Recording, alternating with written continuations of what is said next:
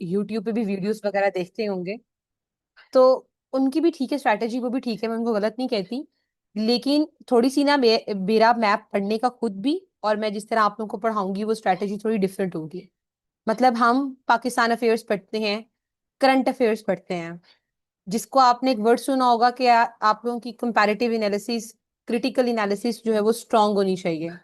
Either आप जो है वो एग्जाम्स के लिए तैयारी करें, किसी भी कॉम्पिटिटिव एग्जाम्स के लिए, या आप अगर वन पेपर एग्जाम्स की तैयारी कर रहे हैं, या आप इंटरव्यू की तैयारी कर रहे हैं, तो आपकी ये कंपैरेटिव या क्रिटिकल एनालिसिस बहुत अच्छी होनी चाहिए, ताकि आप जो आंसर है ना वो इस तरीके से ना डिलीवर करें, जैसे कहते हैं ना कि हवा में तीर मारना।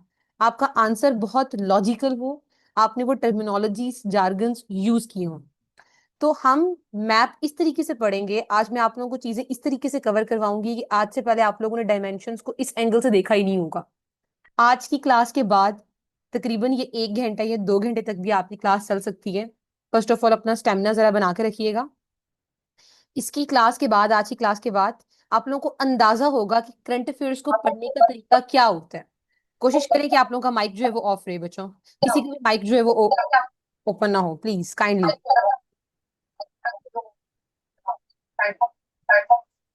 इमाद अपना माइक ऑफ करो।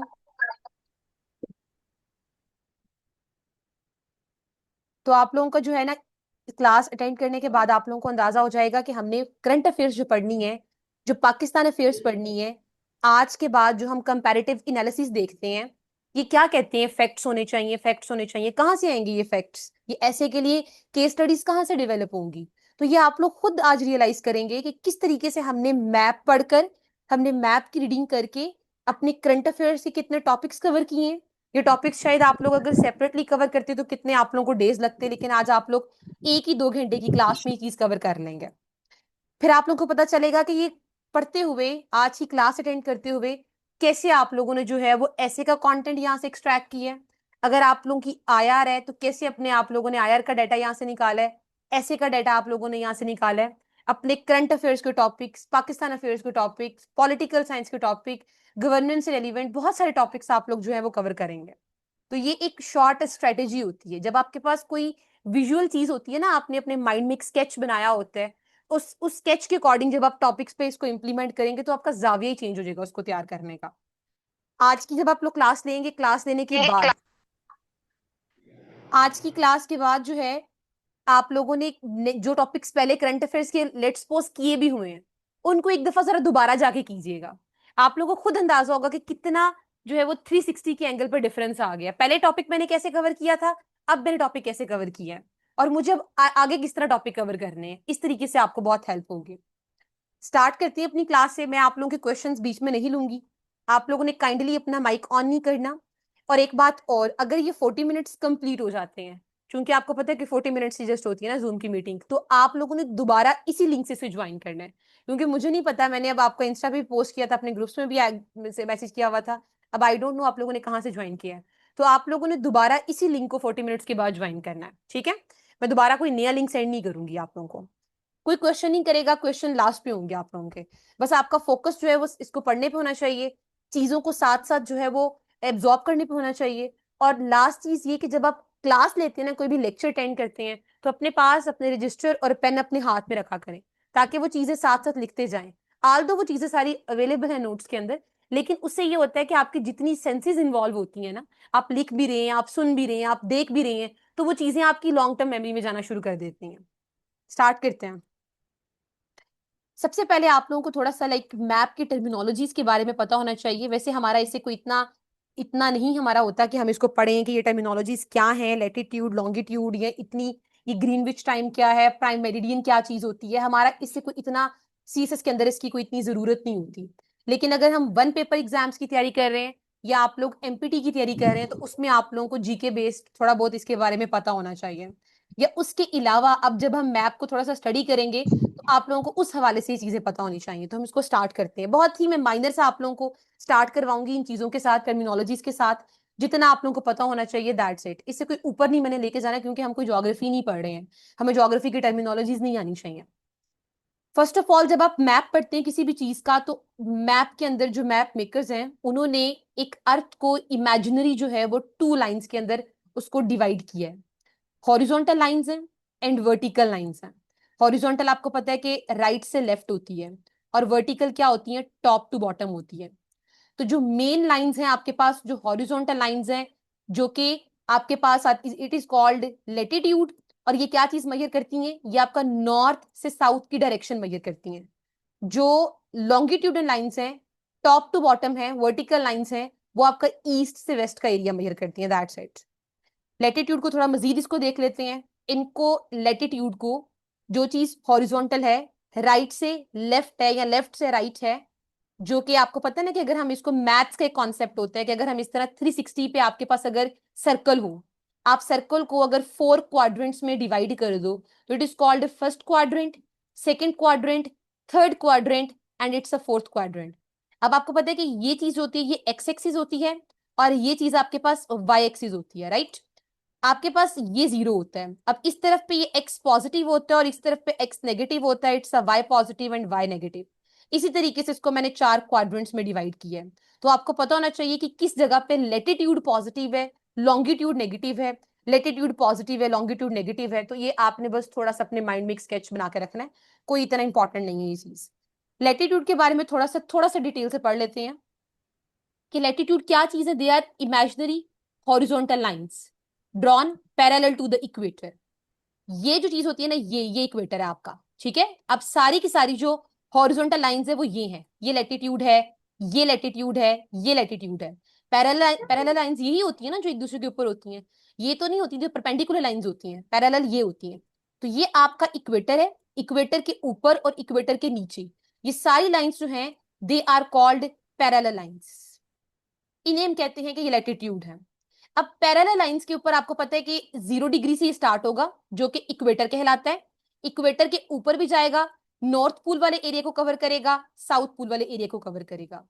इस जो लैटिट्यूड है, इसमें से बहुत सारी इंपॉर्टेंट लाइंस में से आपको इक्वेटर का पता होना चाहिए, ट्रॉपिक ऑफ कैंसर का, Tropic of Capricorn, Arctic Circle, Antarctic Circle, that's it. ये सिर्फ 5 चीजें आप लोगों को पता होनी चाहिए। अगर हम इसको देखें, ये हमारे पास इक्वेटर है, इक्वेटर से जो ऊपर है that is called Tropic of Cancer, equator से जो नीचे है it is called Tropic of Capricorn. दोनों साइड पे जो है वो, एक साइड पे आर्कटिक सर्कल है और एक साइड पे एंटार्क्टिक सर्कल है। ये आपका नॉर्थ पोल और ये आपका साउथ पोल है। ये नॉर्थ साउथ अक्सर बच्चों को भूल जाते हैं कि नॉर्थ ऊपर है या साउथ नीचे, तो इस तरह याद रखना कि फेस पे जो नोज है आपका, एन से नोज है, तो नोज ऊपर है ना, तो बस दैट्स इट। नोज ऊपर है तो फिर दूसरी चीज नीचे है, तो नॉर्थ साउथ इस तरह भूलेगा नहीं आपको। नॉर्थ पोल, साउथ पोल, ये आपका इक्वेटर है, इक्वेटर से ऊपर कैंसर है, नीचे कैप्रिकॉन है, उससे ऊपर आर्कटिक सर्कल, नीचे एंटार्क्टिक है, नॉर्थ एंड साउथ। ये सिर्फ आपको इतनी लाइंस का पता होना चाहिए। लेटिट्यूड अगर आपको याद, इसके एंगल्स याद रह जाएं तो इट्स गुड, नहीं भी याद रह जाएंगे तो जरूरत नहीं है करने के लिए। इक्वेटर जो है वो बेसिकली आपकी, अगर हम लाइन ड्रॉ करें सर्कल के अंदर मैप के ऊपर, जब इक्वेटर को ड्रॉ करते हैं जो कि 0 डिग्री की, कितनी बोरिंग है, लीव कर रही हूँ मैं। प्लीज आप अपना माइक जो है वो ऑफ कर लें, किसी का मुझे माइक जो है वो ऑन नजर ना आए। तो जो आपका इक्वेटर है, जब उसको हम डिवाइड करते हैं 0 डिग्री के ऊपर, तो वो क्या करता है, वो नॉर्थ एंड साउथ पोल के अंदर उसको डिवाइड करता है।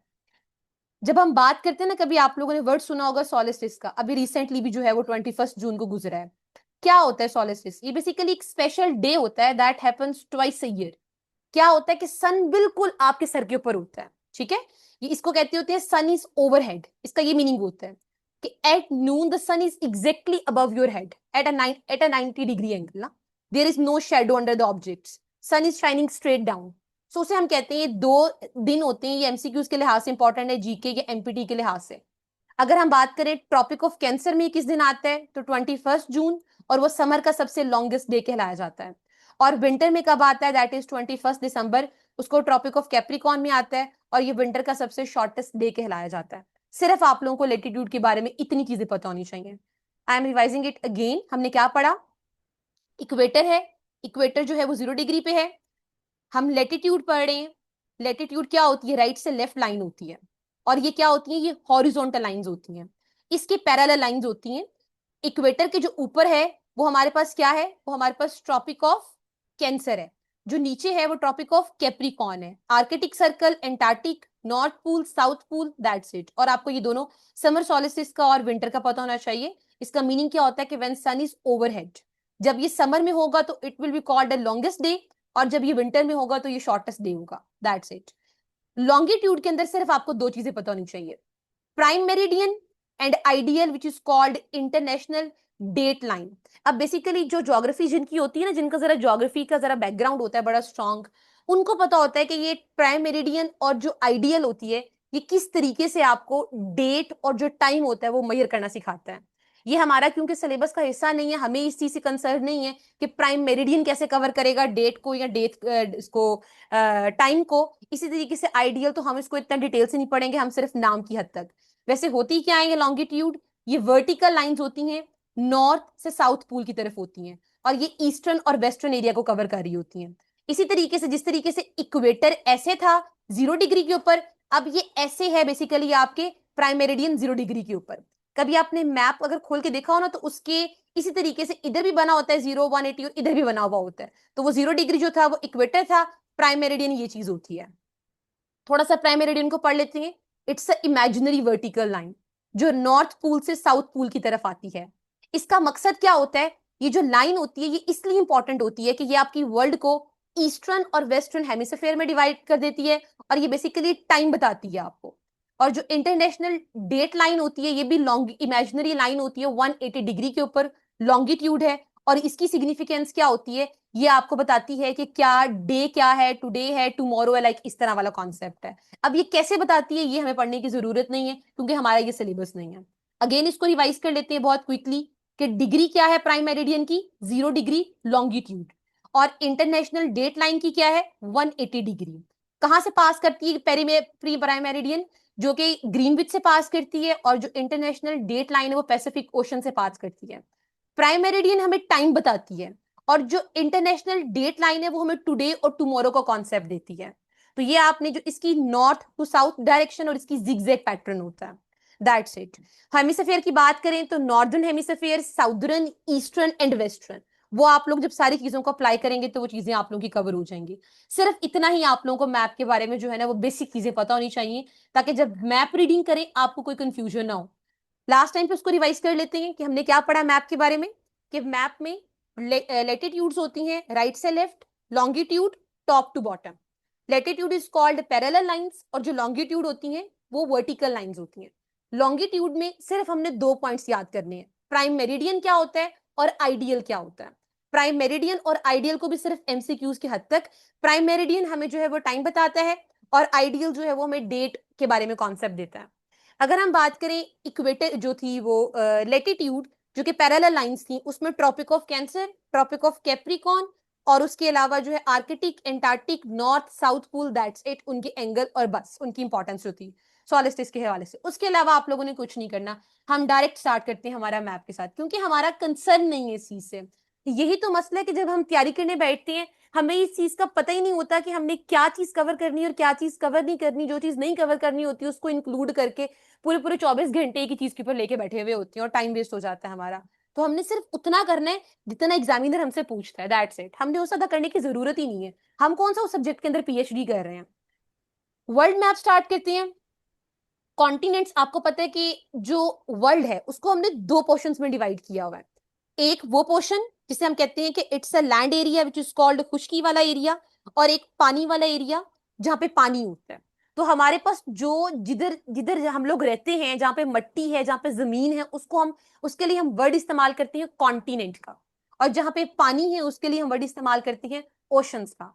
तो टोटल आपके वर्ल्ड के अंदर लाइक 7 जो है वो कॉन्टिनेंट्स है। एशिया कॉन्टिनेंट है, अफ्रीका कॉन्टिनेंट है, अगर इसको मैप में देखें आप तो ये वाला आपका रीजन सारा एशिया है, ये वाला रीजन आपका सारा अफ्रीका है, ये यूरोप है, ये अमेरिका है दोनों वाले, और ये आपके पास ऑस्ट्रेलिया वाला कॉन्टिनेंट है। ठीक है, उसके बाद नीचे एंटार्क्टिका और ऊपर आर्कटिका जाता है।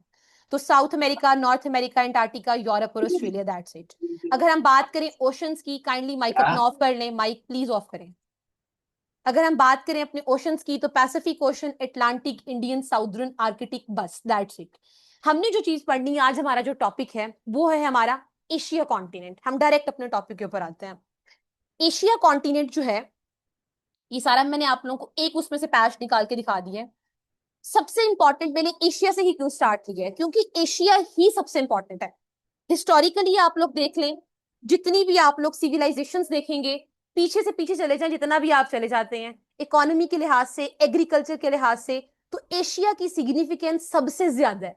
तो हमने एशिया से स्टार्ट करना है, देन हम यूरोप पढ़ेंगे, यूरोप के बाद फिर हम अफ्रीका कॉन्टिनेंट के ऊपर आएंगे, यूरोप के बाद उसके बाद फिर हम अमेरिका पे जाएंगे, देन हम ऑस्ट्रेलिया की तरफ आएंगे और उसको फिर क्लोज करेंगे। लेकिन आज की जो क्लास है वो सिर्फ और सिर्फ आप लोगों की दो चीजों के ऊपर है, एक तो एशिया कॉन्टिनेंट, और उसमें से भी एशिया कॉन्टिनेंट में से भी एक चीज, that is east Asia, that's it.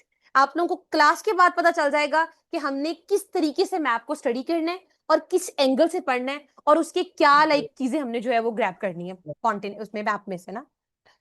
तो हमारे पास है एशिया कॉन्टिनेंट, ठीक है, ये सारा आपके पास एशिया है। अगर हम इसको इसके रीजन्स में डिवाइड करें, हमारे पास इसके टोटल मेन 6 रीजन्स आते हैं। East Asia, south east Asia, south Asia, central Asia, western Asia which is also called middle east, northern Asia mostly Russia के पार्ट को कंसिडर किया, कुछ लोग नहीं कहते कि नॉर्दर्न एशिया है, लेकिन कुछ लोग इसे कंसिडर कर लेते हैं सेपरेटली रशिया को पढ़ने के लिए। तो हमारा टॉपिक क्या है आज का, सिर्फ और सिर्फ ईस्ट एशिया हमारा टॉपिक है।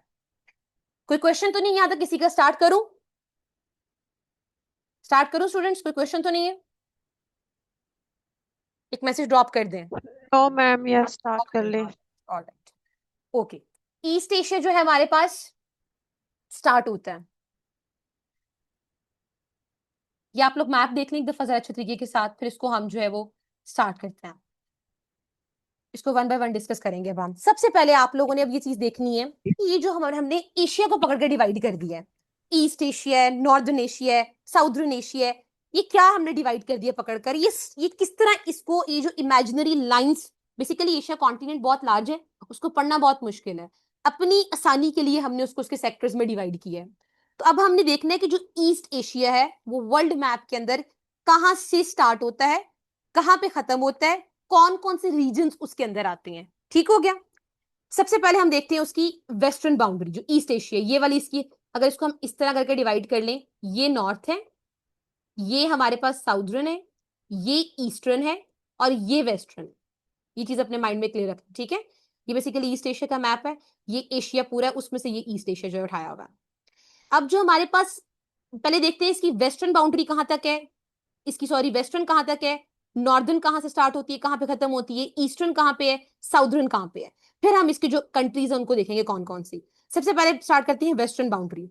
ये जो आपको चाइना नजर आ रहा है ना सारा का सारा, इस चाइना का, अगर मैं चाइना को देखूं, चाइना का ये जो जीजियांग वाला एरिया है, इसको एक्सक्लूड करके, जीजियांग वाले एरिया को एक्सक्लूड करके, यहां से जो चाइना जिसको सेंट्रल चाइना कहते हैं, जीजांग के एरिया को क्रॉस करके, एक्सक्लूड करके, जो सेंट्रल चाइना है यहां से आपका वेस्टर्न जो है वो ये जो एशिया का, ईस्ट एशिया का जो वेस्टर्न पार्ट है वो जीजियांग के एरिया को एक्सक्लूड करके स्टार्ट होता है।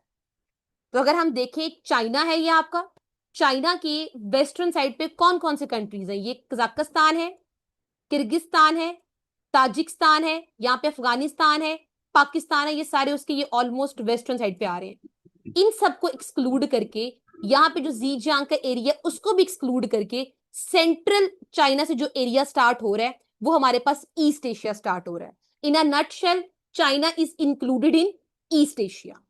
पहला कंट्री तो ये हो गया, ये इसकी वेस्टर्न बाउंड्री हो गई। अब हम देखते हैं इसकी ये नॉर्दर्न बाउंड्री कौन सी है। नॉर्दर्न बाउंड्री में ये हमारे पास आता है मंगोलिया, ये मंगोलिया, और यहां पर हमारे पास जाकर ये वाला जो एरिया यहां पर करके, ये यहां से इस वाले एरिया में थोड़ा सा ये इसके साथ होता है, रशिया के साथ कंबाइन है नॉर्दर्न साइड में। तो जो इसके, जो हमारे पास ये है नॉर्दर्न, तो extend up to the southern Siberia, Russia का पार्ट, और नॉर्दर्न बॉर्डर किसके साथ बनाता है ये, मंगोलिया के साथ। अमूर रिवर है दरमियान में जो रशिया को और चाइना को आपस में मिलाता है, दैट्स इट। ठीक है, दोबारा इसको रिवाइज कर लेते हैं कि हमारे पास जो ये ईस्ट एशिया है ये स्टार्ट कहां से हो रहा है और कौन कौन से रीजन इसके अंदर आ रहे हैं। अभी तक हमने दो चीजें पढ़ी हैं कि वेस्टर्न साइड पे कौन सा है, ये वाला रीजन है, यहां से सेंट्रल चाइना जिसे कहते हैं, तो ये इसकी वेस्टर्न साइड पे यहाँ पे स्टार्ट हो रहा है। अगर हम देखें इसकी नॉर्दर्न साइड कौन सी है ईस्ट एशिया की, तो वो हमारे पास मंगोलिया से शुरू हो रहा है। तो एक कंट्री चाइना हो गया, एक कंट्री मंगोलिया हो गया। चूंकि रशिया के साथ सिर्फ बॉर्डर बनाता है, रशिया इंक्लूड नहीं है ईस्ट एशिया के अंदर, तो हमारा रशिया हमने नहीं पढ़ना क्योंकि रशिया इंक्लूड नहीं है। एक कंट्री चाइना हो गया, एक मंगोलिया हो गया। साउदर्न साइड पे देखें तो साउदर्न साइड के ऊपर ये म्यांमार इसमें इंक्लूड होता है, उसके बाद वियतनाम इसमें इंक्लूड होता है, और उसमें हमारे पास ये हांगकांग इंक्लूड होता है। ये तीन चीजें, ये लाओस भी इसके अंदर आ जाता है। तो म्यांमार, ये लाओस, कुछ लोग लाओस कंसीडर करते हैं, कुछ लोग नहीं कहते हैं। तो म्यांमार मेजरली, वियतनाम, हांगकांग, ये सारे जो हमारे पास आते हैं नॉर्दर्न साइड के ऊपर, साउदर्न साइड के ऊपर। और अगर हम ईस्टर्न साइड को देखें तो ये सारा एरिया ईस्टर्न का, ये सारा, ये जापान भी, ये पैसिफिक ओशन की रिम ये इधर आती है, उसके बाद ये साउथ कोरिया, नॉर्थ कोरिया, ये सारे हमारे पास, ताइवान, ये सब हमारे पास ईस्ट एशिया में आता है। तो ईस्ट एशिया में कौन कौन से कंट्रीज हैं अब? मंगोलिया, चाइना, म्यांमार, वियतनाम, उसके बाद क्या था, Hong Kong, Taiwan, south Korea, north Korea, और जापान। That's it. हमने यही कंट्रीज जो है वो आज कवर करने हैं। माइक अपना ऑफ कर ले बच्चों। दोबारा इसको रिवाइज कर लेते हैं कि हम क्या पढ़ रहे हैं, एशिया पढ़ रहे हैं। जिन बच्चों ने भी ज्वाइन किया उसके लिए हम मैप पढ़ रहे हैं। वर्ल्ड मैप में सबसे पहले हमने स्टार्ट किए एशिया। एशिया के भी हमने कौन से वाला रीजन स्टार्ट किए, हमने ईस्ट एशिया से स्टार्ट किए। हमने देखा कि ये जो पूरा एशिया है उसका ईस्ट एशिया कहां से स्टार्ट होता है, तो ईस्ट एशिया जो है वो चाइना के सेंट्रल रीजन से स्टार्ट होता है, जीजियांग एरिया को एक्सक्लूड करके। तो सेंट्रल चाइना, पूरा चाइना ही आ जाता है ऑलमोस्ट। मंगोलिया, माइक ऑफ कर ले बच्चों अपना प्लीज।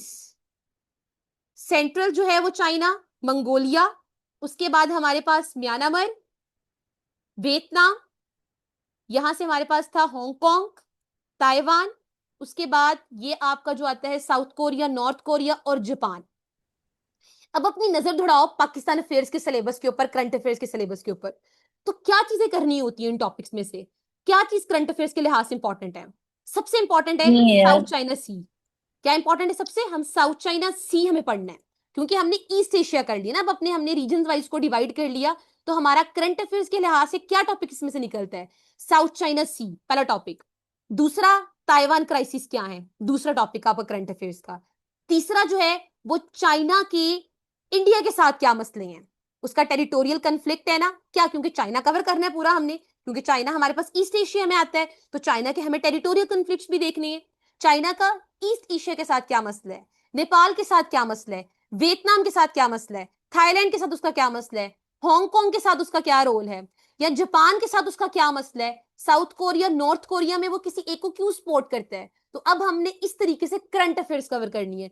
मंगोलिया इतना मजे का, मंगोलिया जो है वो इसको पढ़ेंगे ना तो आप लोग देखेंगे कि जो मंगोलिया है ना वो आप लोग को एक बफर सा नजर आ रहा है। उसके ऊपर कितनी बड़ी स्टेट है, उसके नीचे कितनी बड़ी स्टेट है, मतलब वो तो पिसा हुआ है रशिया और चाइना के बीच में, दोनों एक अच्छी खासी कंट्रीज है ना।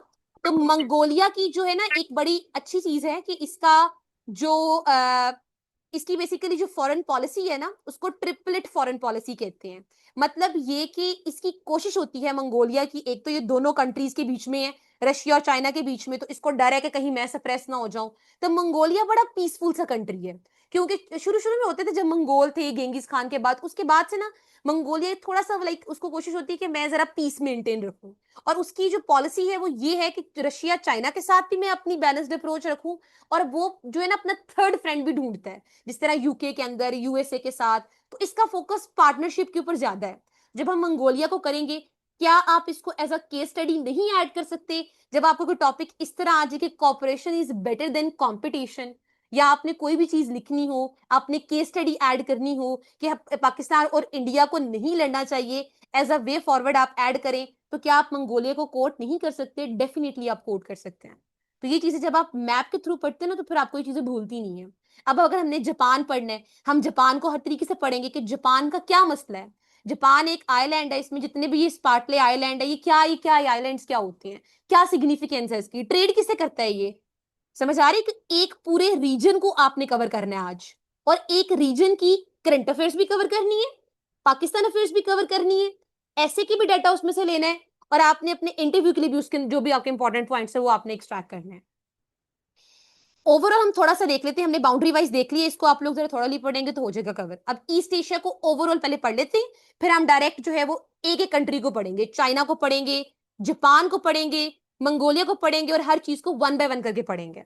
फिर आप लोगों को ये चीजें भूलेंगी नहीं, कभी भी नहीं भूलेंगी। इवन कि आप लोग करंट अफेयर्स में बता रही हूँ ना कि आज की क्लास के बाद जब आप लोग करंट अफेयर्स पढ़ेंगे तो आप लोगों का पढ़ने का जाविया ही 360 के एंगल पे चेंज हो चुका होगा। ईस्ट एशिया क्या है? एक जियो कल्चरल रीजन है। आप कौन कौन सी कंट्रीज इंक्लूड हैं? China, Japan, Mongolia, north Korea, south Korea, Taiwan. ठीक हो गया। दो स्पेशल एडमिनिस्ट्रेटिव रीजन्स हैं। क्या होती है स्पेशल एडमिनिस्ट्रेटिव रीजन्स? आगे जाके पढ़ते हैं, क्योंकि बच्चों को मोस्टली नहीं पता होता। मैंने आज की क्लास इस तरीके से तैयार की है कि मेरे माइंड में ये है कि मेरा एक भी स्टूडेंट जो क्लास के अंदर है ना, वो जीरो है, उसकी जीरो बैकग्राउंड नॉलेज है। मैंने उसको इस तरह ट्रेन करना है कि वो अगर 2 घंटे की क्लास ले रहा है ना आज, तो क्लास के बाद उसको पता हो कि मैं कुछ पढ़ के निकला हूं। तो हम इसको इस तरीके से पढ़ेंगे, ठीक है ना? तो स्पेशल एडमिनिस्ट्रेटिव एरिया दो है, हांगकांग, मकाओ। क्यों है वो स्पेशल, क्या होता है स्पेशल, इसको आगे जाके पढ़ेंगे। बॉर्डर्स हम कवर कर चुके हैं, या आप लोग इसको मजीद देखेंगे तो कवर हो जाएगा। हिस्टोरिकली और कल्चरल इंपॉर्टेंस ईस्ट एशिया की बहुत ज्यादा है। It is considered one of the earliest cradle of civilization. Chinese civilization, क्योंकि चाइना पढ़ना है हमने ईस्ट एशिया के अंदर। जैपनीज सिविलाइजेशन, जापान आपके अंदर आते इधर ही। कोरियन सिविलाइजेशन, मंगोल की तो आप वैसे ही देखा होगा इसमें जो है जो टर्की के ड्रामे हैं उसमें आपने बड़ा मंगोल को देखा होगा। तो मंगोलियन सिविलाइजेशन आपने पढ़नी है।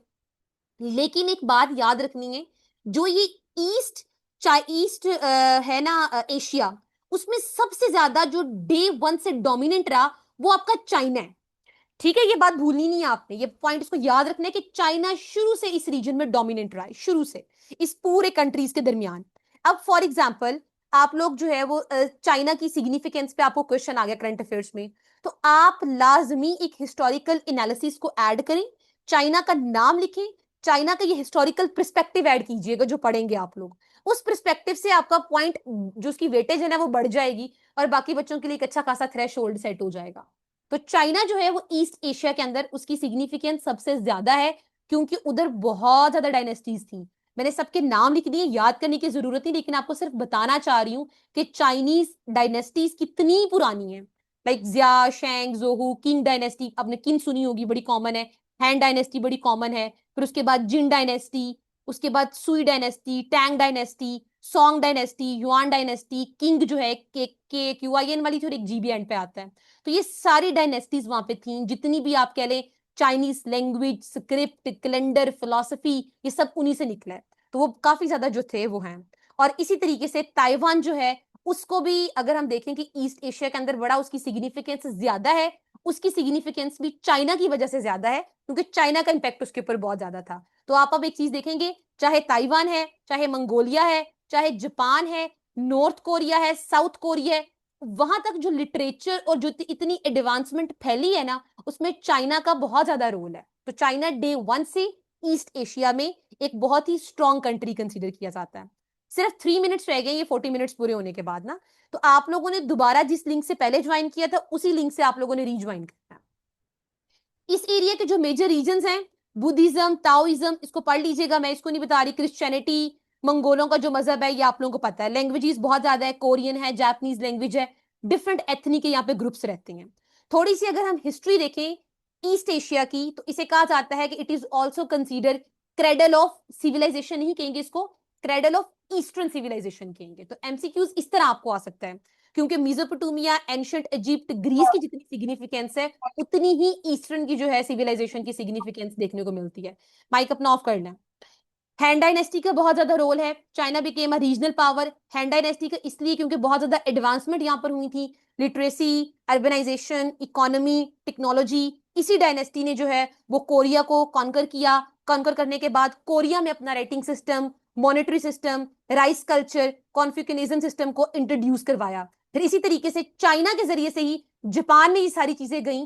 तो चाइना की सिग्निफिकेंस ज्यादा है। ये मैंने आपको कौन सा एरा बताया है? ये बिल्कुल अर्ली एंशिएंट एरा बताया है। उसके बाद आप थोड़ा सा मेडिवल एरा में चले जाएं, तब भी चाइना की जो टैंग डायनेस्टी थी उसका बहुत ज्यादा रोल है। उसका जो है वो कोरिया के अंदर, जापान के अंदर टेकारी फॉर्म्स थी बहुत ज्यादा। मतलब एक एग्जांपल यहाँ पे थोड़ी सी कोट की थी, किस तरीके से ये आप लोगों ने देखा होगा ड्रेस को ना, इसको हनफू की मुनू कहते हैं। तो ये बेसिकली चाइना की ही ड्रेस कोड वहां तक फैली जापान में। जापान के लोग ऐसी ड्रेसिंग करते हैं ना, उनके हाथ में छोटी छोटी वो पंखे भी पकड़ी हुई होती हैं।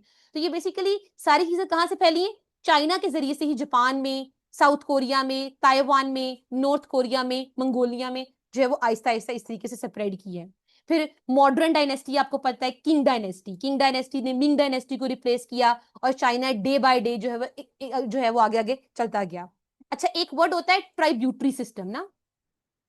ट्राइब्यूटरी सिस्टम ये होता है कि बेसिकली अब चाइना जो था वो अपने रीजन में डायनेस्टी की वजह से बहुत स्ट्रांग था, और उसका ना इन्फ्लुएंस बहुत ज्यादा था, क्योंकि उनकी डायनेस्टीज बहुत ज्यादा थी।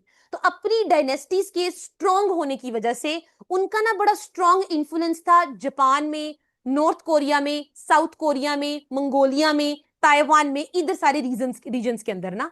तो जो इन्फ्लुएंस उनका पाया जाता है ना, जिस तरह हम कहते हैं कि उन्होंने उनका इकोनॉमिक सिस्टम अडॉप्ट कर लिया, तो हम ये कंसीडर कर सकते हैं कि चाइना की जो चीजें हैं अगर वो दूसरे रीजन में पाई जा रही हैं, तो हम कहते हैं कि ये ट्राइब्यूटरी सिस्टम के थ्रू वहां पर आई हैं। तो ये बात आप लोगों ने याद रखनी कि ट्राइब्यूटरी का मतलब होता है कोई ऐसी चीज आप अडॉप्ट करो जो आपने किसी और स्टेट से ली हो। तो ट्राइब्यूटरी सिस्टम की वजह से यहां से पता चल रहा है कि चाइना की सुप्रीमेसी डे वन से थी अपने ईस्टर्न रीजन के अंदर, तभी वो आज भी चाहता है कि मैं बहुत ज्यादा जो है वो आगे जाऊं ना।